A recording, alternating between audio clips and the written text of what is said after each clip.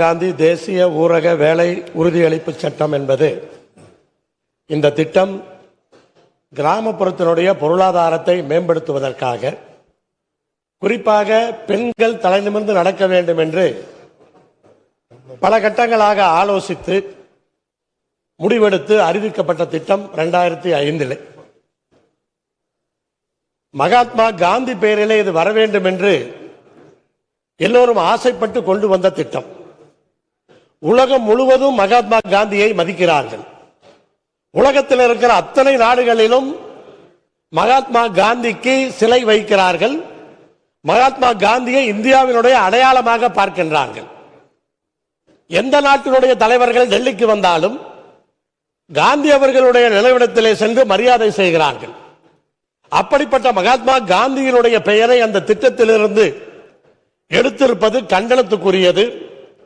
அதே போல மாநில அரசினுடைய நிதியாக 40% அதிலே கொடுக்க வேண்டும் என்று சொல்லி இருப்பது இந்த திட்டத்தை நீர்த்து போக செய்யக்கூடிய ஒரு முயற்சியாக நான் பார்க்கின்றேன்.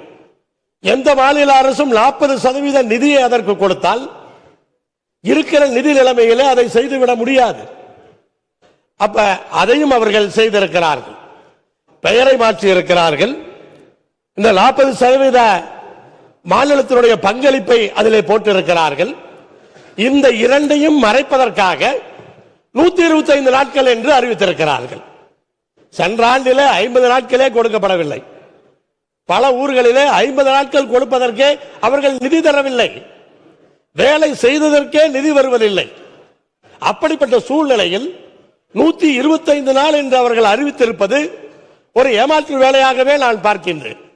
இந்த இரண்டு விஷயங்களை மறைப்பதற்காக, மக்கள் மனதிலிருந்து எடுப்பதற்காக அதை அறிவித்திருக்கிறார்கள். அதனால் இதை கண்டித்து இதை மாற்ற வேண்டும் என்று பல குறிப்புகளோடு தீர்மானத்தை மாண்புமிகு தமிழ்நாடு முதலமைச்சர் அவர்கள் கொண்டு வந்திருக்கிறார்.